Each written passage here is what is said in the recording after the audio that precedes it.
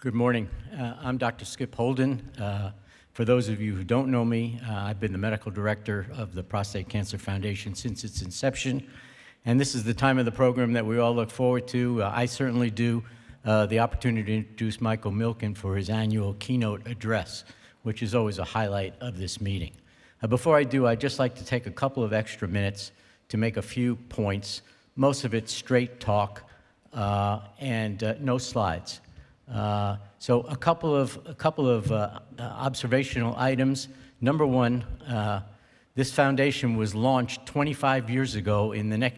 We're 3 months short of our 25th anniversary with this foundation. For those of you who were with us, and there are many in the audience who were with us at our first meeting here in Washington, hopefully you can remember that. I shudder to think what the young investigators were doing 25 years ago when we began this foundation, so I won't even try to speculate. One other point, and this is really for Mike Milken's benefit, this slide, this presentation, or this meeting is listed as the 24th Annual Prostate Cancer Foundation Retreat. As Mike and I both know, it's actually the 25th, and for once and for all, I want to clear up this confusion so that we never have to mention it again. We launched the Prostate Cancer Foundation, then called CapCure, at an event in the Mansfield Room in the Senate, where we gave out our first series of awards, and then we went to a retreat at a beautiful farm in suburban Virginia for a day-long retreat to try to figure out what the objectives of our foundation were. So that was the first retreat, but then we had a meeting after we gave out our awards later that same year, which was the first of our annual retreats, of which this is the 24th. So hopefully we can put that to bed. It's now my obligation and duty, based on historical precedent, to tell you that this is the best Prostate Cancer Foundation meeting we've ever had. I say it, and I know that I can't be contradicted. So after 25 years of this foundation, and as a person, kind of to quote Lin-Manuel Miranda in Hamilton, who was in the room where it happened, I was president at the birth of this foundation. And it was kind of an unusual event 25 years ago. It was a philanthropy, but it was also the start of a small business. It had a strategic plan, it had a business plan, it had goals and objectives, it had performance metrics, it had milestones, and it really was unique in those days to see any kind of a foundation that was run with the business-type discipline that our founder and chairman brought to this enterprise. And I think today you can see that that sort of methodology actually works. We've seen innumerable examples how this strategy is played out. So how are we doing after 25 years? You heard it brilliantly from Jonathan, so I'm not going to really recap all the things that he told you, in great detail, other than to say PCF has stable leadership. I've been on board for 25 years. Howard Sewell's been on board for, I think it's 21 or 22. Jonathan's headed into his 12th year. We have stable leadership and a wonderful organizational support and great young people that are working for this foundation every day. We've raised and given away somewhere around $730 to $750 million. We supported 2,000 programs, 21 countries, and 226 young investigators. So to quote that nationally famous curmudgeon, Larry David, I'd say we're doing pretty good. So now for a little straight talk. So for those of you who aren't accountants or lawyers, Prostate Cancer Foundation is a 501c3 corporation. That means that it doesn't have an endowment that it's required to spend every year. It means that it raises money, and it spends that money in that calendar year, and then the next year it raises money again. Well, you've already heard that over the 25 years we've raised and given away $730+ million. That's hard work. We've done it primarily initially through high net worth individuals who have been extremely generous and continue to be so through the course of our history. Many of those individuals have been converted to supporters of your own various institutions, and we consider that a good thing. We've also had innumerable fundraising, some outrageously creative and unique opportunities with soirees, big and little dinners, events with sports foundations such as the Home Run Challenge, golf events, tennis events, and we've really exhausted ourselves looking for creative ways to raise money. And we've also been the happy beneficiary of, in the past, the Safeway Foundation, Safeway grocery chain, which was a big benefactor. Unfortunately, it doesn't continue in that capacity. And most importantly, those hairy-lipped creatures from down under, the Movember people, who have been great supporters and continue to be so. But raising funds every year is getting to be a tough proposition for a variety of reasons. One, there are many of our people that have supported us over the years are getting a little tired. They're getting a little older. Some of them are actually not even with us anymore. Secondly, there are so many competing causes, worthy causes for donation of money. Every day we see in the news some natural disaster. We see an earthquake in Mexico, a hurricane in Houston, the hurricane in Puerto Rico and Florida, and many disease-related causes, all of which are worthier of our money. So the competition for the dollar has become greater. And most importantly, the opportunity to invest our money in scientific research, as Jonathan told you, we could spend hundreds of millions of dollars supporting research that meets our rigid peer review process if we only had the money. And now for the first time in our history, we're seeing things that have been vetted through our internal vetting process that are worthy of funding. We just don't have the money, and that's very difficult, particularly since the C word, cure, is being used in this meeting. And so it would be a shame to see the lights dim, the music stop, and the party be over at a time when the end is really in sight. So that brings me to a creative new way that we've undertaken to raise funds. It's called ManyVs Cancer. I don't have time. I know Mike will give you a little more information about it. There's a booth outside the door.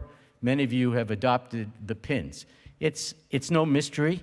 It's basically crowdfunding. It's using social networking and the internet to raise what potentially can be lots and lots of money if we can do it correctly.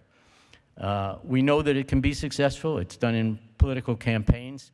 And my own favorite little anecdote about this is a football player by the name of J.J. Watt, who during the hurricane in Houston went online and tried to raise a few $100,000. He gave the first $100,000 himself. I'm proud of him because he's a former Badger football player, dear to my heart. And he and his mother, in 5 days, raised $20 million to support hurricane relief. So that tells me that this can be done. So if you look around this room today, there are three types of people. There are people who have gotten, are getting, or hope to get money from this foundation to support your work.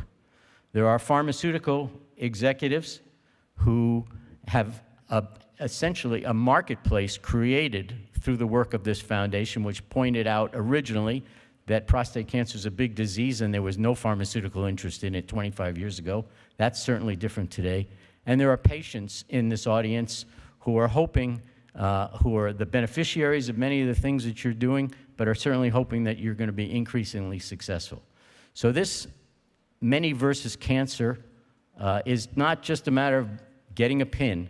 We need you to go out and sign up. We need you to contribute small amounts of money, to bring your friends to also donate money and let this thing replicate. You know, the doctors that are represented in this room, I don't know how to exactly do the calculation, but represent the physicians who take care of a large number of men with metastatic prostate cancer around the world. And I feel that if we can't make the sale to you to be part of ManyVs Cancer, then we're going to be unsuccessful, and failure is not an option. So I would like you to join Jonathan and Howard and myself and the whole Prostate Cancer Foundation in helping us be successful which in many ways is self-serving because the returns will inure to your own benefits. And now, in the immortal words of Steve Jobs, one more thing. There's a reason for you to support this, which is different from any of the ones that I have already told you. And that's out of respect for Michael Milken. Jonathan already told you in his remarks the remarkable contributions that Michael has given. Well, I know from up close and personal that over the past 25 years, he's given heart, mind, body, and soul, and money to support this foundation. He works 24/7 on this. It's his passion. Maybe it will be his greatest legacy among many other accomplishments that he's had in his life. But we need to do this for so many reasons, but primarily to support our founder and chairman, our index patient, our benefactor, and our friend, Mike Milken.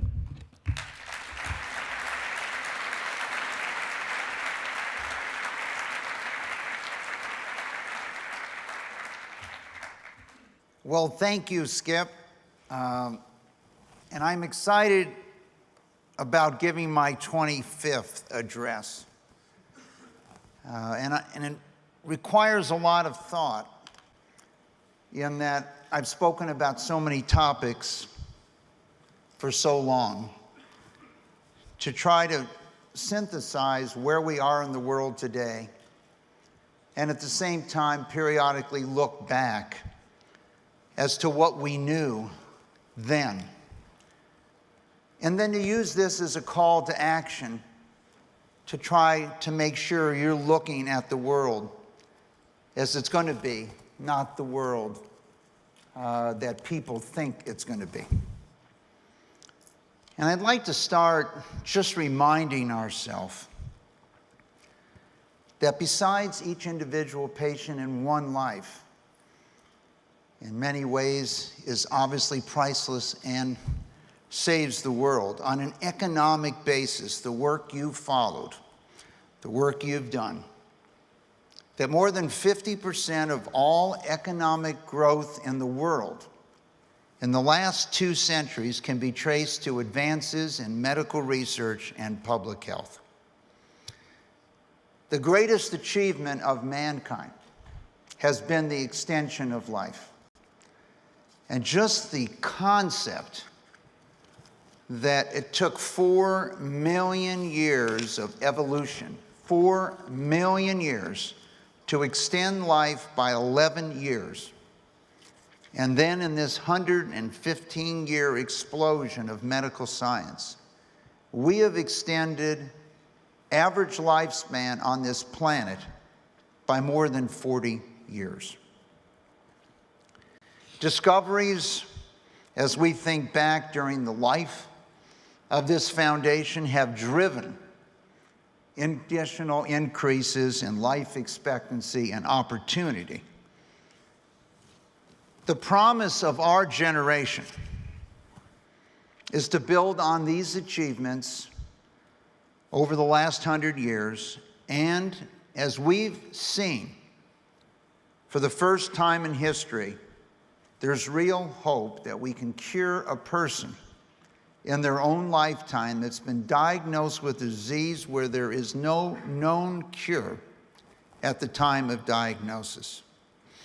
As I reflect back on 1993 and just thinking about the state of prostate cancer research, little funding, little research, little data, and probably all of this was synthesized in a visit to Dr. Simons and Nelson at Hopkins in February of '93, when I heard that they chose to work in the field of prostate cancer, and these promising young doctor scientists were told that this was career suicide.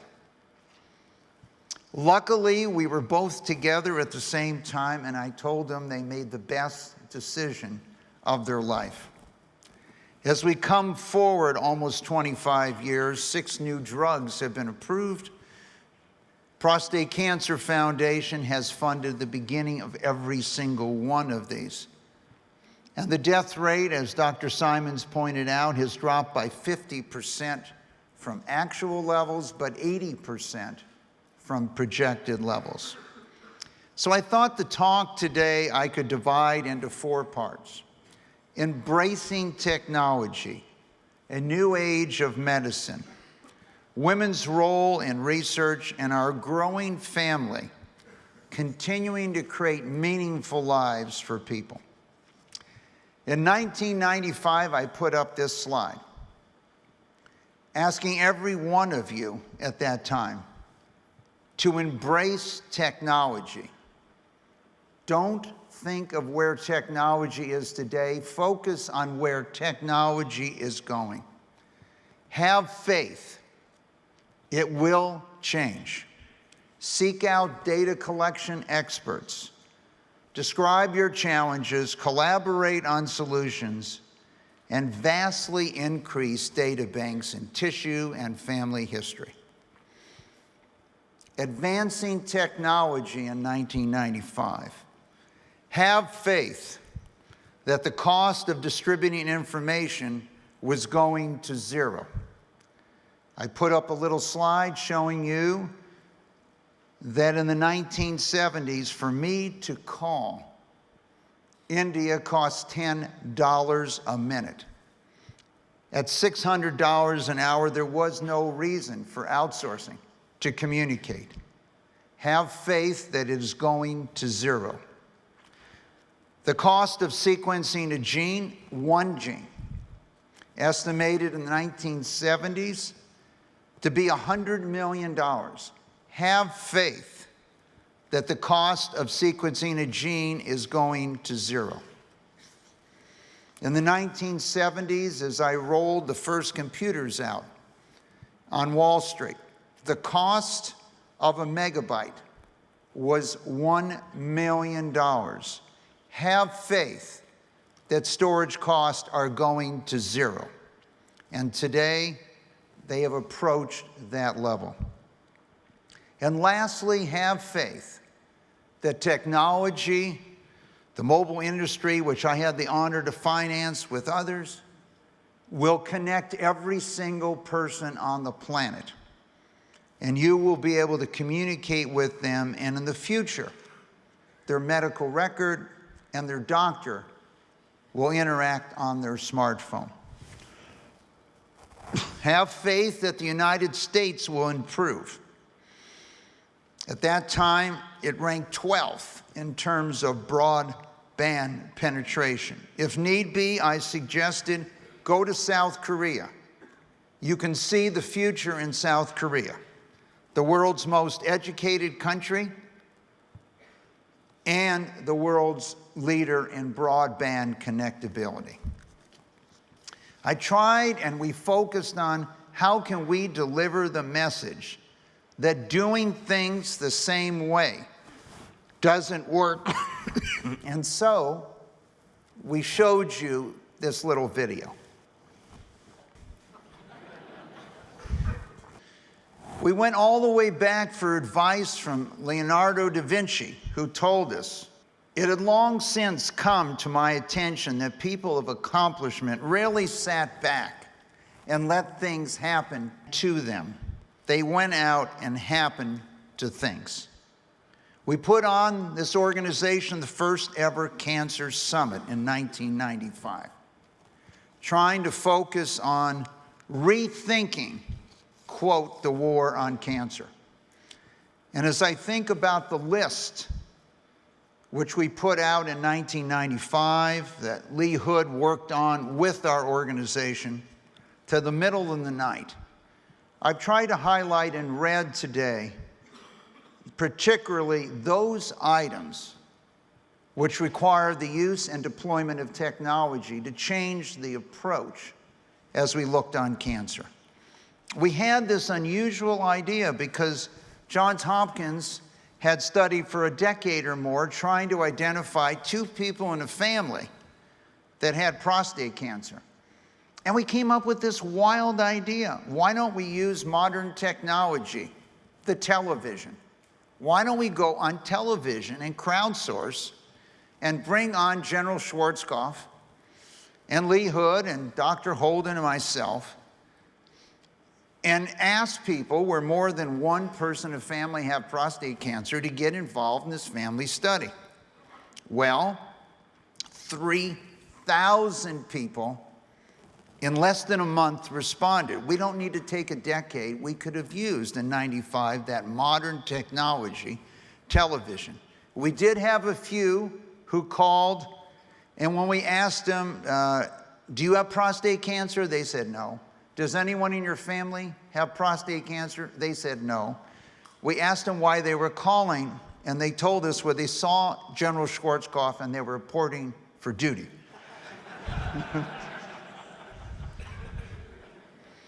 Have faith in connectability.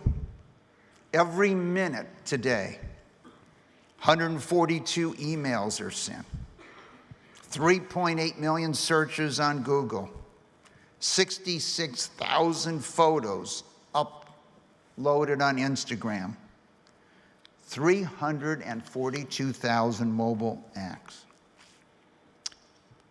It didn't even exist at the time when we had this technology call to action. It had very few people going to it a few years ago. Today, more than 1 billion people a day go to Facebook. 1 billion. Imagine what they could do. Many of them tell their deep, darkest secrets. I assure you, they would be happy to share their health and cancer information. And just one of Facebook's parts, Instagram, Facebook, WhatsApp, now has more than 500 million people using its service. In 2000, we had a call to action, and the call to action was using the internet and focused on genomics. Integrated circuits to PCs, to the internet, to genomics. Collect data. If you develop quality data, people will come.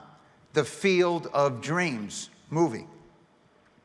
So we asked you this question. As you know, we give you quizzes, and of course we'll be giving you quizzes tonight. Who said this? We asked in the year 2000. I applied everywhere for information, but in scarcely an instance have I been able to obtain hospital records fit for any comparison. At the time, no one got the answer. Some of you might remember. It was 1863, and it was Florence Nightingale. A call for data for comparison.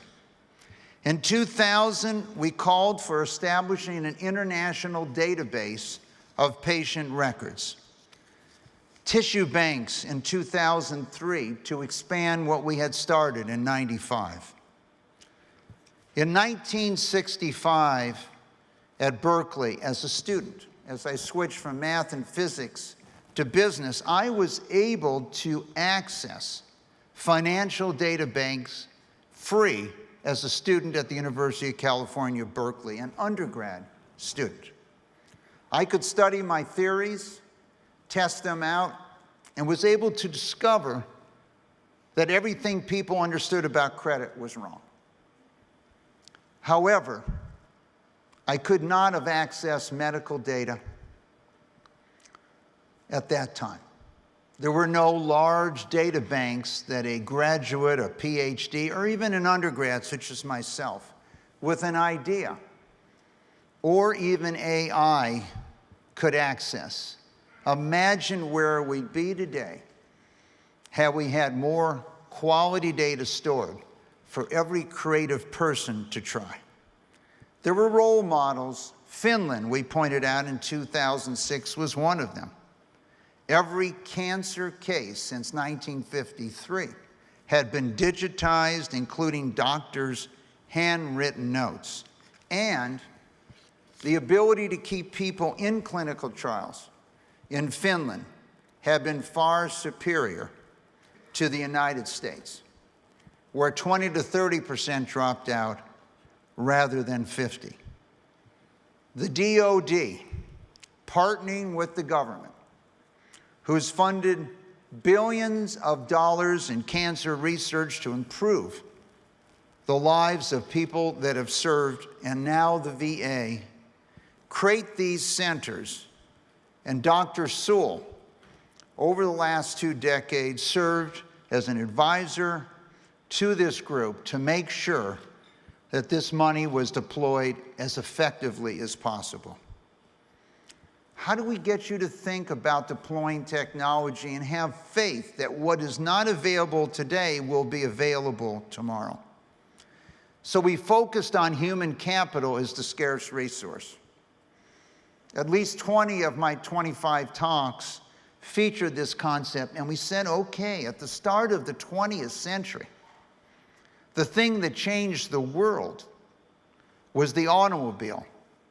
But the most valuable company in the world was U.S. Steel, because 60% of everything in the automobile was natural resources. At the end of the 20th century, this technology we talked about, the microchip, less than 2% of what you pay to buy a microchip is related to natural resources. Its cost is the technology developed by human beings and the processes. I had the honor earlier this year of interviewing a friend of mine who I've known for almost 30 years, Masa's son. And him at Berkeley, thinking about microchips, here's what he said when he first saw the microchip. When I was 19 years old, the first biggest shock that I got into my brain was seeing a page with a science magazine of the enlarged photo of some strange photo. And I turned the next page and I found out that was the picture, first picture I saw of the microprocessor. I said, wow, computer. This is a computer, photo of a computer in just a tiny chip on a fingertip. This represents entire computer. I said, oh my God, this is going to change mankind's life. This is the biggest invention that mankind ever created. And I start crying on the street. I start crying, really, physically. And I said, wow. So what was your reaction when you saw the microchip? Many investors today have been crying that they didn't think like Masa's son. And the 7 most valuable companies in the world, none of which were with us more than 30 years ago, many of them which were not with us 20 years ago, the 7 most valuable companies in the world were all built on one thing: a belief in technology and what Masa saw standing on the street in Berkeley, the microchip. Today you read the paper and the concern about retailers, people selling things. We put up this chart in 2006. We showed you the 10 largest retailers and what their value was worth, $400 billion. And Amazon at the time had a value of $17 billion. People highly questioned whether it was going to exist.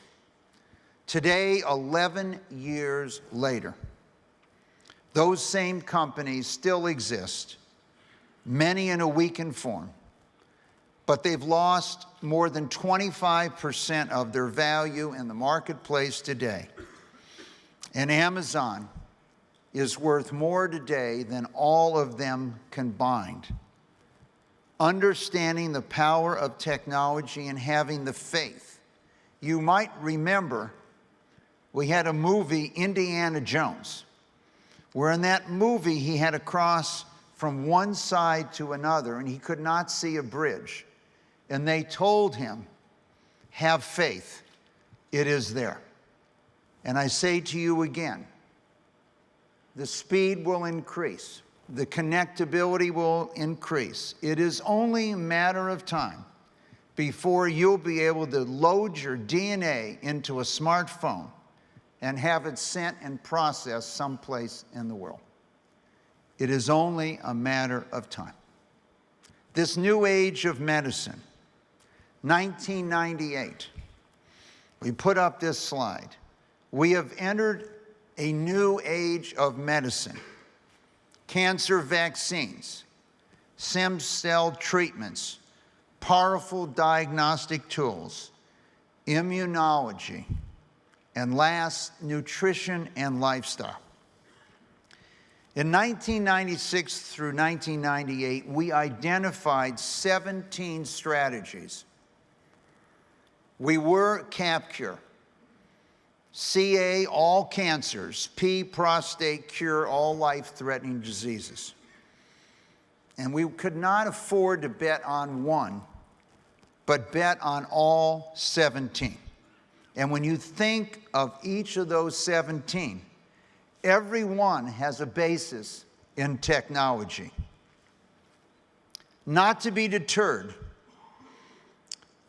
1987, New York Times. Today, only about 500 human genes, less than 1%, have been decoded. Even a steady rise in the rate of sequencing could leave the job unfinished to the 22nd century. Today, a very inexpensive machine can do 5 million times in one day what a great scientist doctor like Jonathan Simons was capable of doing in '93. And the cost of sequencing a gene even fell faster than anyone. Have faith in technology. Speed, cost, distribution. I was sitting next to Steve Rosenberg in mid-1990s, and he told me he was having trouble raising money to rent a Winnebago to take his 3 girls and his mother-in-law and his wife to visit the national parks. And I was thinking, boy, would it be great for mankind if Steve Rosenberg stayed working for the National Cancer Institute and didn't have to go into private practice or some other area. And what a contribution it would be for mankind. So the Young Investigator Award was born at that moment. Steve's work, as you know, was commercialized in a company called Kite, led by Arie Belldegrand, one of Steve Rosenberg's mentees. And that company was recently bought in this area of immunology. It was 1995 and 96 that Jim Allison stood up and told us all that our immune system is smarter than all of us. It's been doing a heck of a job for all these years. And then something went wrong. In this case, something switched it off. His grant was running out, and being a fellow Berkeley grad, we immediately funded him to complete his work. On to UCSF from Berkeley, then Memorial, and today, to be with his life companion, a former young scientist, Pam. Continues his work in immunology. We worked in prostate cancer. It was not successful. Shifted to melanoma. And with the support of the Melanoma Research Alliance today, thousands of individuals with stage 4 melanoma are alive, and today it is being used in other treatment. And as you heard yesterday from Carl June, the potential that leukemia will no longer be a life-threatening disease, in many ways rest on his shoulders. And we made the decision a number of years ago to work, and you saw his work yesterday, in the area of prostate cancer. Our very first awards dinner that Dr. Holden talked about in '93 in the Mansfield room at the Senate, we pointed out that Merck had been the most admired company in America for 5 consecutive years in 1991. and occurred again in 1992. But in the very first year of the Clinton administration, confusion over the health plan and that the rate of return on investments in pharmaceutical research was going to be regulated, the value of all pharmaceutical stocks fell greatly. And we pointed out that if this continued, what we knew as the greatest source of creation of wealth, the US bioscience and UK bioscience industry would be under siege. And in 1 year, Merck went from the most admired company in America to a company charging too much for its products. And the response was to cut research budgets. With the help of Mark Simon, we put out this little chart in the year 2000. You could buy Merck, or you could buy 180 of the largest biotech companies in the world and still have 25 billion left over. They had far more products in clinical trials, in this case 350 to 25. In terms of new innovation research, new ideas, not sported on previous products, they were outspending Merck 5-1. And in 2000, for example, what was the largest biotech company alongside Amgen, it took 11 Genentechs to make one Merck. Just 4 years later, 2 biotech companies, Amgen and Genentech, were worth more than Merck. And so we have to focus on the future, and this future technology, not the past. And speaking of technology, at the Milken Institute Asia Summit a few weeks ago, I got the chance to interview a wonderful young lady who just happens to be a robot. And as you know, robots have been in film for a very, very long period of time. And they've played many roles in film, both good, bad, spouses, etc. But technology is coming.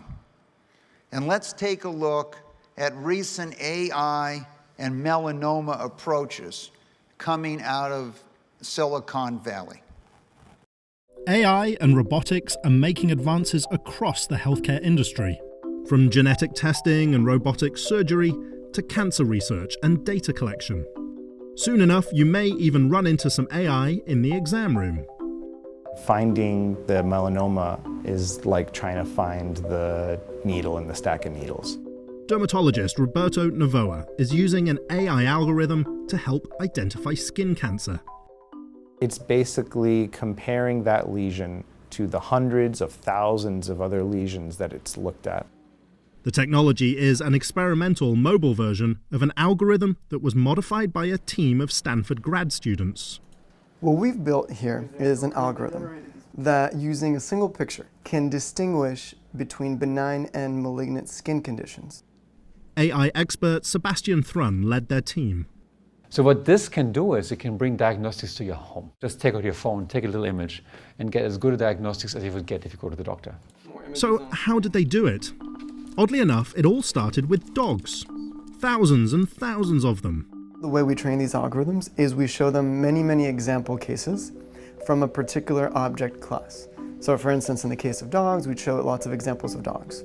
And then we would test it and understand how effective it is at recognizing dogs by showing it new examples that it's never seen before. A couple of dermatologists approached us and they said, listen, if artificial intelligence can distinguish between hundreds of breeds of dogs, it might be able to do something for skin conditions. In a test, the algorithm matched the performance of 21 board-certified dermatologists. It was also much faster, scanning skin images at about 200 times the rate of a human. With sufficient data, I think that they will outperform the majority of humans. So 100 to 200,000 melanomas, someday millions, in a short period of time. Comparing these will all be available on your iPhone. But technology obviously doesn't always move forward at the same pace. Let's take a look at another operation in Silicon Valley. It's ready. Please, God. What will you say if I told you there is an app on the market? We're past that part. Just demo it. Okay. Let's start with a hot dog.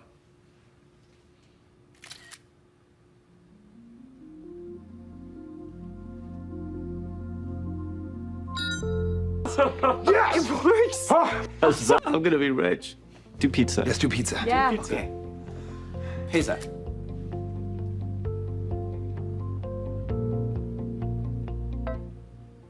Not hot dog. Wait, what the Eh? That's it? It only does hot dogs? No, and a not hot dog.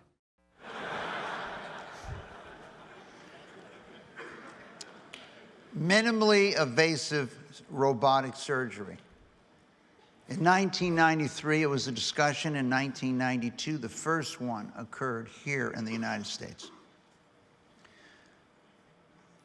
It took a long time for acceptance. The question was, were the outcomes going to be the same? It really delayed widespread use for almost a decade. However, today, more than 90% of these surgeries are robotic. They continue to grow. And whether it be melanoma or for a pathologist, machine learning, storing millions of examples of cancer and what it looks like, with computers 1 million times faster today. So it is only natural that these 7 most valuable companies in the world who interact with billions of people would focus on the world's largest industry, healthcare. A Stanford Apple study in 2015, 11,000 people signed up for the Stanford University heart disease study in less than 24 hours. They have many targets and many structures. Their health gorilla, the research kit, the care git. This is only the beginning of the interaction and the collection of data by these largest companies in the world with unlimited capital and unlimited relationships with their customer. As Tim Cook pointed out, healthcare was big in the future, and when you look at most healthcare solutions, there are people who talk about getting paid and patents. As he points out, Apple doesn't need to. They just want you to go to your iPhone. And if we think about how many people are on the iPhone who are in the middle class or upper middle today, it dwarfs what we know as associations in large companies today.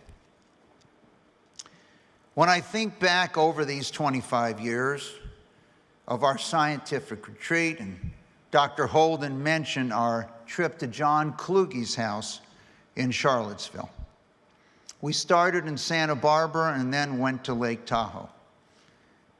And in 1994, we had this idea that maybe PhD, MD, who founded the Center for Human Nutrition, Dr. David Heber, should speak, who's sitting right here in the front row 23 years later, that he should speak at our retreat.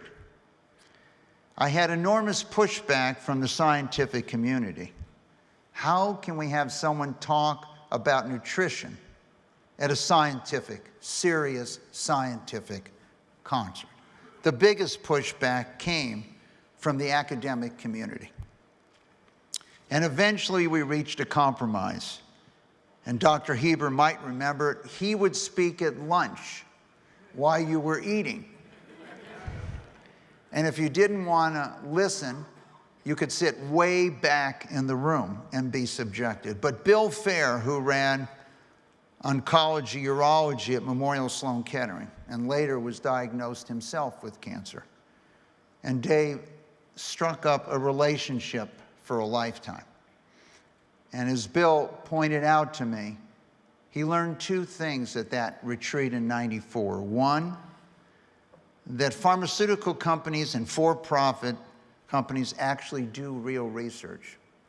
And it's quite possible that nutrition and lifestyle plays an important role in cancer and the growth of cancer. At Dave's talk, he put forth a few important points, not the least of which is our ancestors ate 800 plants, and less than 20% of Americans eat recommended levels of fruit and vegetables, and generally maybe 8. And there's a lot of effects that we know. Now, it's interesting when we were trying to figure, the challenge at the NIH and the NCI constantly was prove it. Prove that what you eat is changing your genes, prove it's changing your microbiome and your biome, and prove that it could affect the outcome for cancer patients.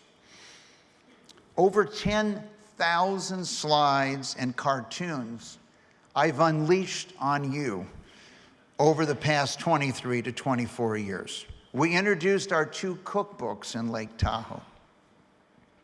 And we also introduced that it's more than just what you eat, but it's your lifestyle. It's what you breathe, relationships, etc. And how I long for more days at my home in Lake Tahoe as I think about those days before Dr. Sewell and others brought so many people we couldn't fit them in my house anymore in Lake Tahoe. Do we have any data? People constantly ask. Well, 8 years later, we put up this fact. We put up this World War I poster, which urged the citizens of the UK to sacrifice for the troops, to eat fruits and vegetables so that the troops can have good sugar and fats.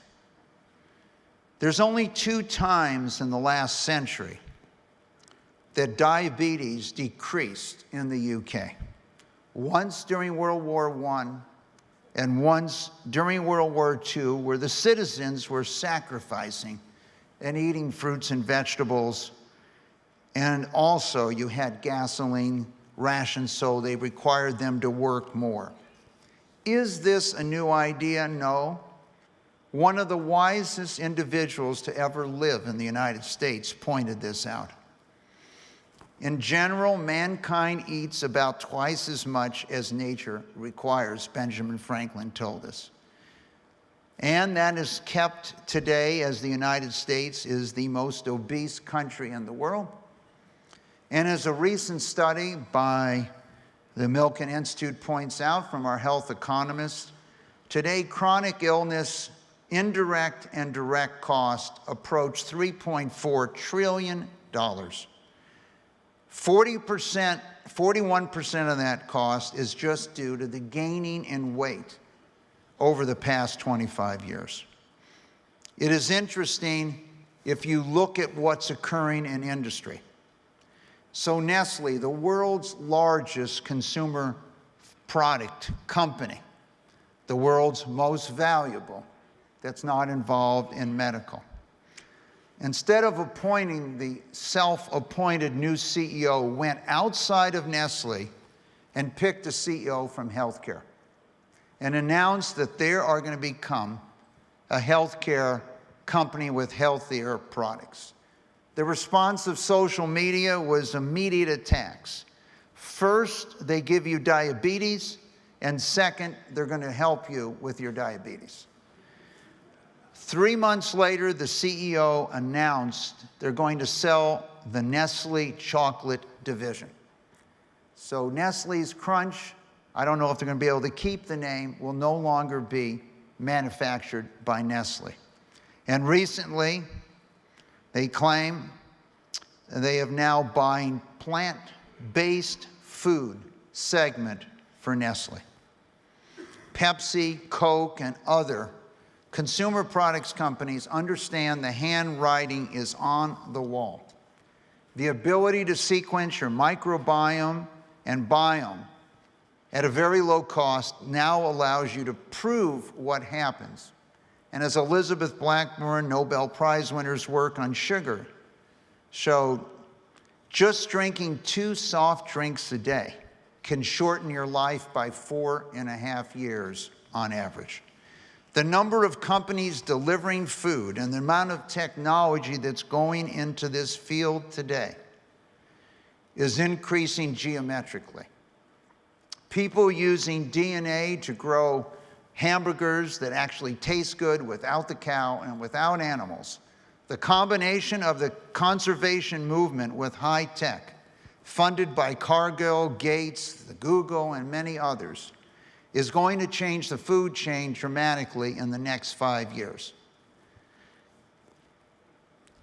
The Samuelis, Henry and Susan, who are in the Giving Pledge with myself and Lori, recently gave a gift of $200 million to UC Irvine. Of all universities in the world founded in the last 50 or so years, UC Irvine is the highest ranked US university. And what was their response to this?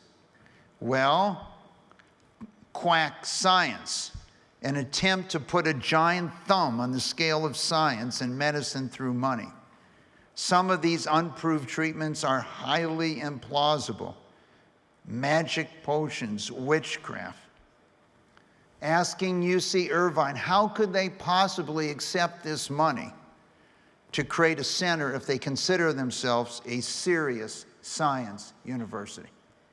But as you've seen, and one of our young investigators, Nicole Simone, whose recent clinical trials, first with breast cancer, now with prostate cancer, has shown promising results when people reduce the inflammation in their body and change what they're eating. It is quite possible within a decade that people with low-grade cancers, only treatment will be nutrition, lifestyle, and other elements. Women's role in research. I just was in Saudi Arabia. And here's a quote I thought was interesting from the former education minister. Let me tell you about our leadership's view on women. Never mind driving a car, which is coming in no doubt, and did shortly after I left Saudi Arabia. Maybe some people are afraid of change, but I want her to drive the society. It is inevitable. It is inevitable that you understand what Saudi Arabia is, not what you think it is. With more than 70% of the population under 30, with their crown prince 32, and with the third leading per capita social media country in the world. It is, if Twitter was as successful as it is in Saudi Arabia, it would be one of the 7 most valuable companies in the world. And we hosted a delegation of women from Saudi Arabia, which included the chairman of their stock exchange, the CEO of some of their largest banks. But this is not just confined to Saudi Arabia. Most of the world has moved from a period of time when women were offered opportunities in teaching, nursing, being a librarian, until the emancipation of women in the 1970s.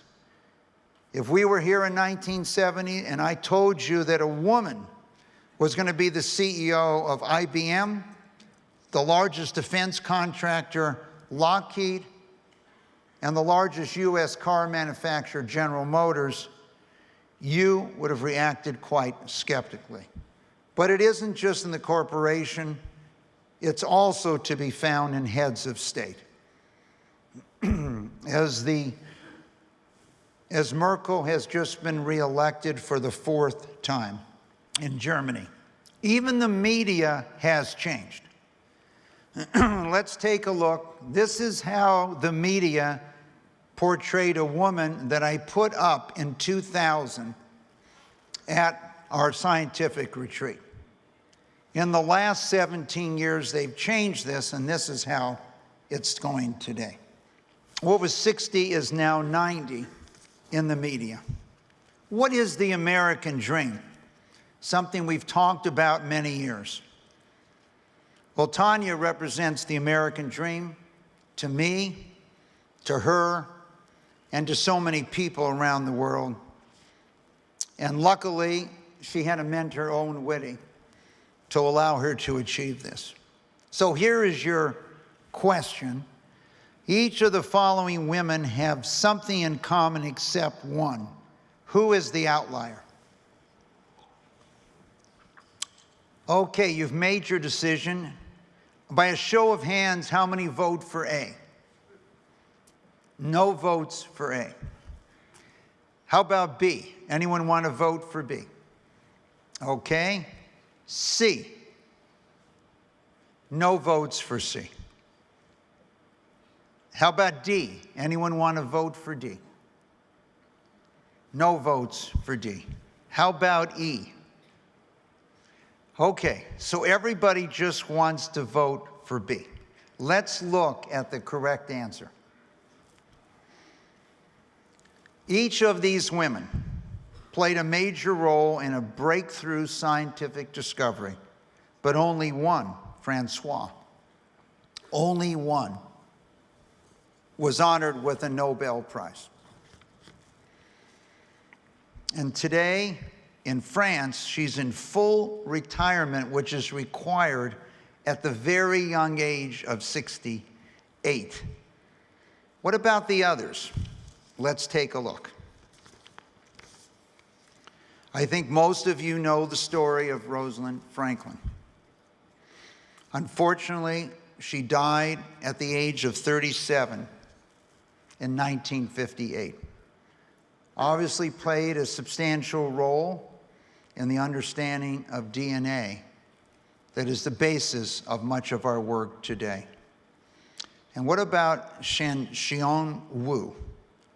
She immigrated from China at the age of 24, graduated from Berkeley, and worked on the Manhattan Project. And what about Li? Most of her work was done in Berlin between 1910 and 1930s. She fled Nazi Germany and died in Cambridge. Likewise, her associates. And lastly, Jocelyn, Cambridge University, currently a visiting professor at Oxford. All of her colleagues also won Nobel Prize. Now, it was interesting that you all voted for Rosalind Franklin. Well, maybe if I asked who had won the U.S. Medal of Freedom, you would all be right. But the question was about Nobel Prizes. And this year, or last couple years, we all got a chance to see a great movie called Hidden Figures, which featured the story of three women. President Obama gave Katherine Johnson this award. Rosalind Franklin also had a documentary made about her life from that standpoint and won a number of awards. It is interesting in terms of Nobel Prizes when we consider that Madame Curie had already won 2 Nobel Prizes by the time she was in her early 40s.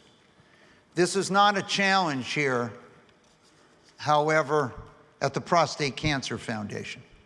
Between 2007 and 2017, 30% of all of our researchers have been women. And if we just look at the class of 2017, we're not at 50% yet, but 38% of that class. In closing, I'd like to focus on our growing family and continuing to build meaningful lives. A number of times over the past few years, we've put up this slide. Innovation and disruption. There is no part of our society that isn't being affected by the change in technology. In the area of agriculture alone, dramatic change is on the way. Let's take a look at what's going on in Beijing and Shanghai today. The Chinese government has been funding scientists like Professor Yang Qichong to research vertical farming. 由于在可控环境下进行生产，所以它的空气环境也是比较亲切的。我们能做到不用任何农药和化学制剂。 Here's how it works. Seeds are placed in sponges and grow up to 17 days. Then the plants are moved a few feet away to a nursery area, and finally into a finishing area where roots dangle in beds of fertilized water until the produce is ready for harvest. Because our container is climate controlled, it allows us to do a full harvest 26 times a year. And a typical farm can only rotate their land anywhere between 4 to 6 times. No pollution inside closed, 95% reduction in lighting costs with new lighting, 95% reduction in the percent of water needed. And lastly, as you saw, being able to harvest more than 20 times a year instead of 4 to 6. Just imagine what potentially could happen with new technologies in agriculture, which would put as much as 500 million lives, people working in this area, at risk. In Austria this year, a new steel plant was opened. It took 1,000 employees to produce 500,000 tons of steel. The new steel plant that opened a few months ago requires 14 employees to produce 500,000 tons. And so we've looked at Maslow's hierarchy of needs, and the first and the lowest level: can I find shelter for my family? Can I afford food for my family? And if I can achieve that, can I provide safety for my family? For so many people, technology challenges those basic ideas. And then this feeling at the next level of love and belonging, a community. Ultimately, do you have esteem? And lastly, have you been able to realize self-realization? In 1982, there was a book published by John Nesbitt called Megatrends. And in that, there was a chapter called High Tech, High Touch. And basically, the concept was, as technology moves so quickly, we need a balance between our physical and spiritual reality. Last year, a book by Tom Friedman called Thank You for Being Late was published. And in it, he asked the Surgeon General, what is the biggest disease in America today? And the Surgeon General responded, it's not cancer, it's not heart disease, it's isolation. The pronounced isolation that so many people are experiencing, that is the great pathology of our lives today. So we decided we would go to the oracle of all oracles and ask Dr. Howard Sewell, what is a meaningful life? And he responded, to me, a meaningful life means helping others, having successful children and a wonderful grandchild, and of course, being healthy myself. A family, and on that Maslow's chart, someone that loves you, cares for you. Here is one of the great families in the world today, Movember.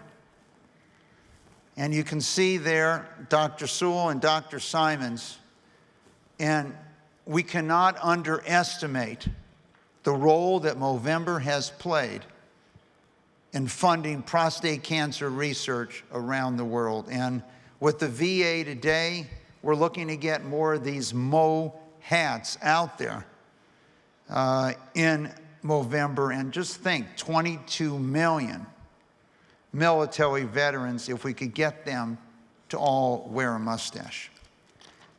Referring to Benjamin Franklin again, this idea of pulling together, being a family, is not a new idea. This was the political cartoon he put out in 1754, basically telling the colonies that either join up and become one or die. So many years later, we put up a revised. We need to coordinate biotech, pharma, NIH, NCI, these various groups in order to effectively achieve what we want to achieve. As Dr. Holden mentioned, our very first PCF awards were in 1993 in the Mansfield room. And this was a good part of our group. There was 104 people, including 4 senators.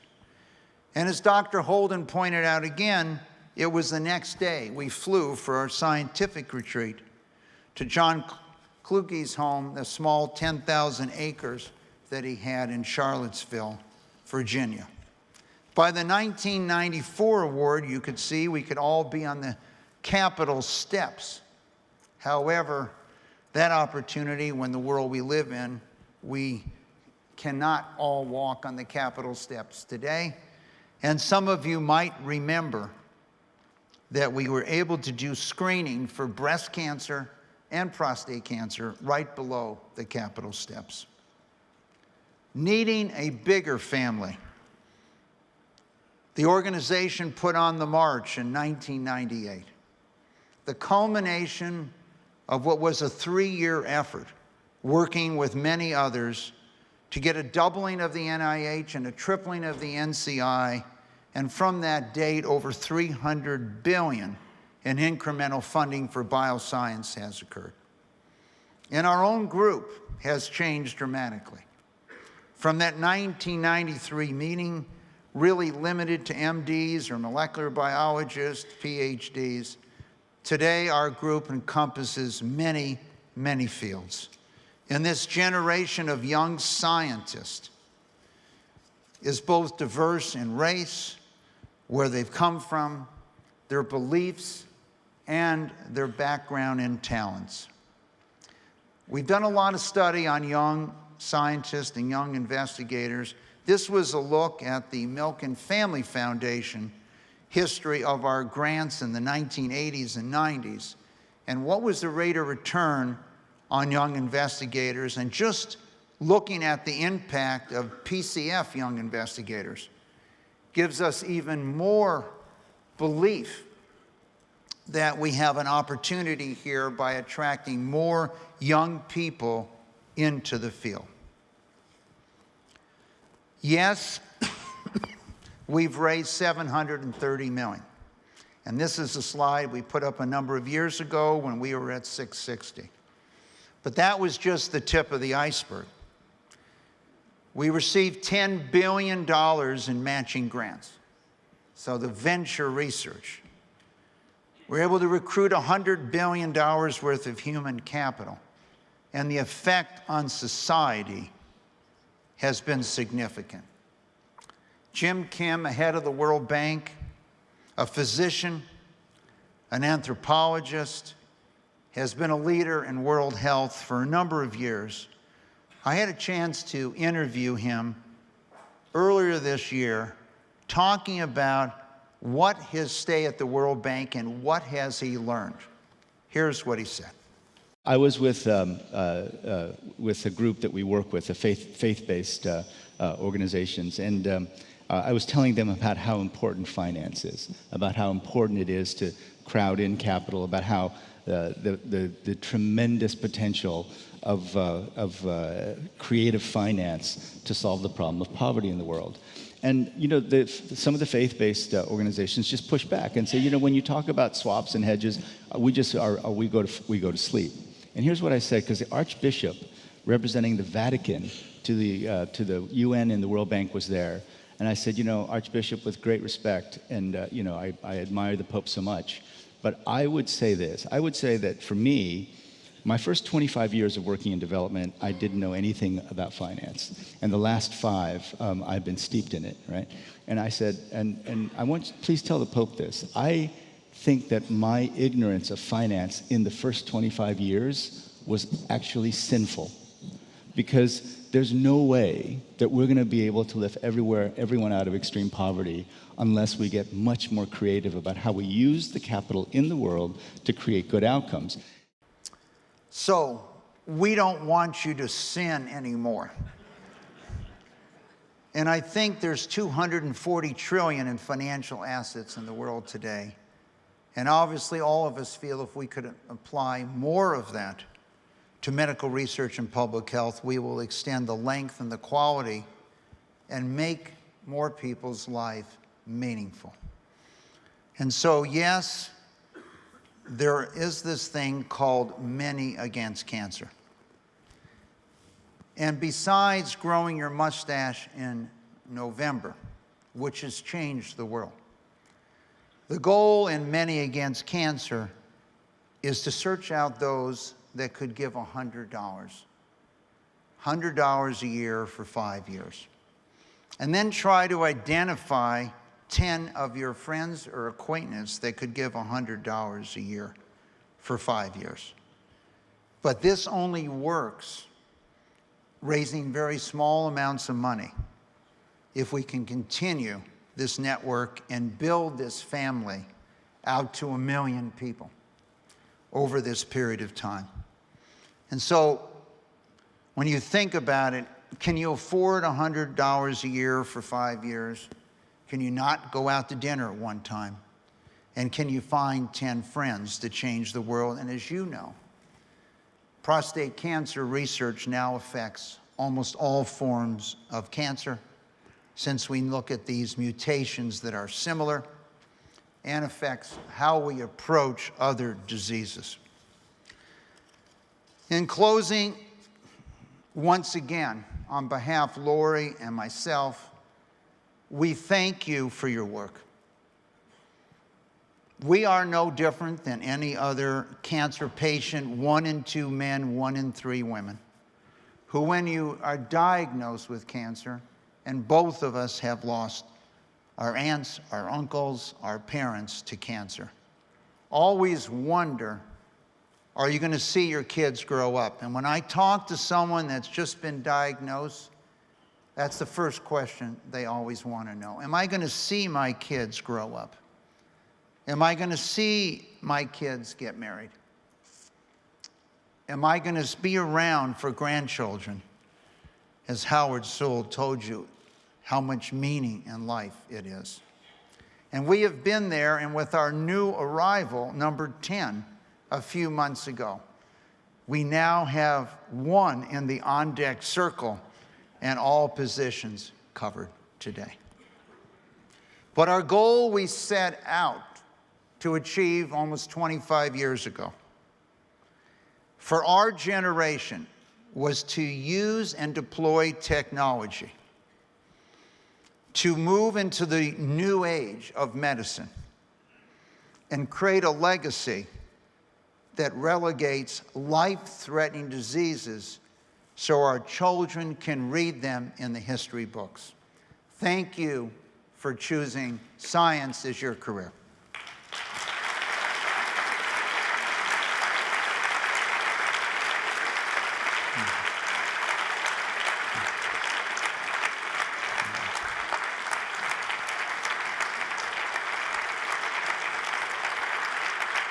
Thank you.